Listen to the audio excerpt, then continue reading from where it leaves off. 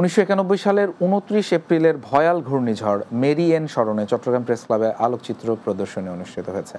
সকালে Chittagong press club গেইটে এই আলোকচিত্র প্রদর্শনী অনুষ্ঠিত হয়। এতে প্রধান অতিথি ছিলেন চট্টগ্রাম সিটি কর্পোরেশনের mayor doctor Shahadat Hossain. Chittagong press ক্লাবের সদস্য সচিব জাহিদুল করিম কোচির সভাপতিত্বে প্রদর্শনীতে বক্তব্য রাখেন চট্টগ্রাম মেট্রোপলিটন সাংবাদিক ইউনিয়নের সভাপতি মোহাম্মদ শাহনওয়াজ ও সাধারণ সম্পাদক সালেহ নোমান।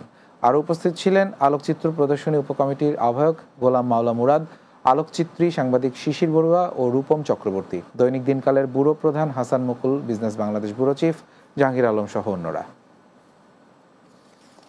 ইউনিলিভার বাংলাদেশ 2025 সালেও চট্টগ্রামের ব্যবস্থাপনার বাইরে থাকা 10% প্লাস্টিক বর্জ্য সংগ্রহ ও প্রক্রিয়াকরণ অব্যাহত রাখার ঘোষণা দিয়েছে।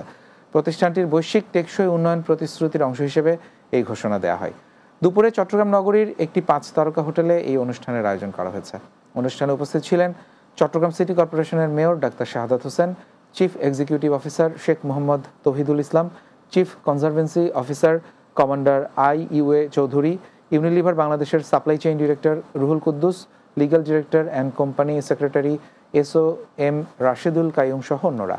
অনুষ্ঠানে 3 জন বর্জ্য সংগ্রাহক এবং 2 জন ভাঙ্গাড়িওয়ালা প্রতিনিধিকে প্লাস্টিক বর্জ্য ব্যবস্থাপনা ও সমাজ উন্নয়নে বিশেষ অবদানের জন্য সম্মাননা প্রদান করা হয়। ইংরেজি মাধ্যমে কারিকুলাম স্বতন্ত্র কারিগরি বিশ্ববিদ্যালয় প্রতিষ্ঠা সহ 6 দফা দাবিতে কমপ্লিট শাটডাউন কর্মসূচি পালন করছে চট্টগ্রাম পলিটেকনিক ইনস্টিটিউটের শিক্ষার্থীরা। কেন্দ্র ঘোষিত কর্মসূচির সমর্থনে সকাল থেকে ক্যাম্পাসে অবস্থান নিয়ে বিক্ষোভ করে শিক্ষার্থীরা। বিক্ষোভ মিছিল নিয়ে পুরো ক্যাম্পাস প্রদক্ষিণ শেষে সংক্ষিপ্ত সমাবেশ করেন তারা। পরে অধ্যক্ষ সহ বিভাগীয় প্রধানদের কক্ষ তালাবদ্ধ করার পাশাপাশি পলিটেকনিক ইনস্টিটিউটের মূল ফটকে তালা লাগিয়ে দেয় বিক্ষুব্ধ শিক্ষার্থীরা। দাবি আদায় না হওয়া পর্যন্ত ক্যাম্পাস তালাবদ্ধ রাখার ঘোষণা দেয় তারা। রাতের বাংলায় আরও একটা বিরতি নিচ্ছি, কিছুক্ষণ পরে ফিরছি, আমাদের সঙ্গেই থাকুন।